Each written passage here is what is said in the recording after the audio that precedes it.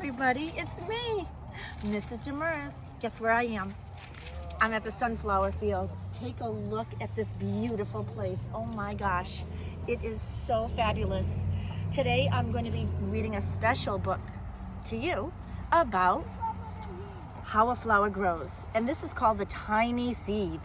Okay, The Tiny Seed by Eric Carle. Eric Carle is the author. The author is the person who writes the book. The Tiny Seed, that is the title or the name of the book. It is autumn. A strong wind is blowing. It blows flower seeds high in the air, and it carries them across the land. One of the seeds is tiny, smaller than any of the others. Will it be able to keep up with the others? And where are they all going? One of the seeds flies higher than the others. Up, up, up it goes. It flies too high in the sun's hot rays. Burn it up. But the tiny seed sails on with the others. Another seed lands on a tall and icy mountain. The ice never melts and the seed cannot grow. The rest of the seeds fly on, but the tiny seed does not go as fast as the others. Now they fly over the ocean. One seed falls into the water and drowns. The others sail on with the wind, but the tiny seed does not go as high as the others. And see if you can find that tiny seed on every page. One seed drifts down into the desert. It is hot and dry, and the seed cannot grow. Now the tiny seed is flying very low, but the wind pushes it on with the others. Can you find the tiny seed? Finally, the wind stops and the seeds fall gently down on the ground. A bird comes by and eats one seed. The tiny seed is not eaten. It is so small that the bird does not see it. Can you see it? Now it is winter. After their long trip, the seeds settle down. They look just as if they are going to sleep in the earth. Snow falls and covers them like a soft white blanket. A hungry mouse that also lives in the ground eats a seed for his lunch. But the tiny seed lies very still, and the mouse does not see it. Now it is spring, and after a few months in the snow has melted. It is really spring. Birds fly by. The sun shines, rain falls. The seeds grow so round and full, they start to burst open a little. Now they are not seeds anymore. They are plants. First, they send roots down into the earth.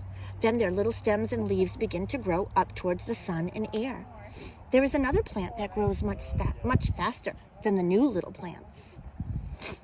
That is a big fat weed, and it takes all the sunlight and the rain away from one of the small new plants. And that little plant dies. But the tiny seed hasn't begun to grow yet.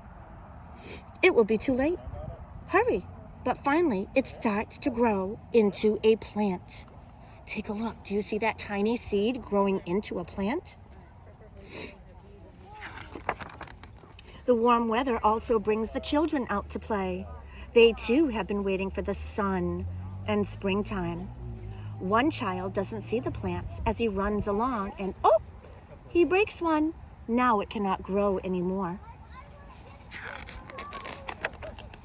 The tiny plant that grew from the tiny seed is growing fast, but its neighbor grows even faster. Before the tiny plant has 3 leaves, the other plant has 6. And look, a bud, and now even a flower. So the tiny seed has really just taken its time to grow. All the other seeds seem to have grown faster. But what is happening? First there are footsteps, then a shadow looms over. Then a hand reaches down and breaks off the flower. A boy has picked the flower to give to a friend. It is summer now. Now the tiny plant from the tiny seed is all alone. It grows on and on. It doesn't stop. The sun shines on it. The rain waters it. It has many leaves, and it grows taller and taller. It is taller than the people. It is taller than the trees. It is taller than the houses. And now a flower grows on it. People come from far and near to look at this flower that grew from this tiny seed. Do you remember how tiny it was and how long it took to start growing? It is now the tallest flower they have ever seen. It is a giant flower. All summer long, the birds and bees and butterflies come visiting. They have never seen such a big and beautiful flower. Now it is autumn again. The days grow shorter, the nights grow cooler, and the wind carries yellow and red leaves past the flower. Some petals drop from the giant flower, and they sail along with the bright leaves over the land and down to the ground. The wind blows harder. The flower has lost almost all of its petals now. It sways and bends away from the wind. But the wind grows stronger and shakes the flower. Once more, the wind shakes the flower, and this time the flower seed pods open. Out come many tiny seeds that quickly sail far away in the wind.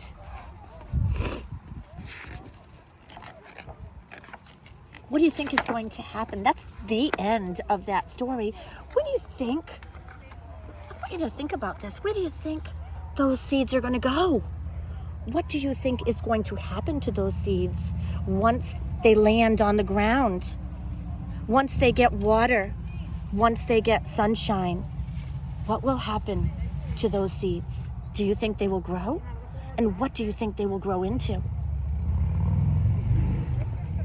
If you said a flower, you are right. So I hope you enjoyed our story today, The Tiny Seed by Eric Carle. After this, you'll have a wonderful seed or flower activity to finish. So remember, while you're watching and doing your activity, I'm gonna just go in and pick more sunflowers, okay? So whatever you do, just keep on reading. Bye now.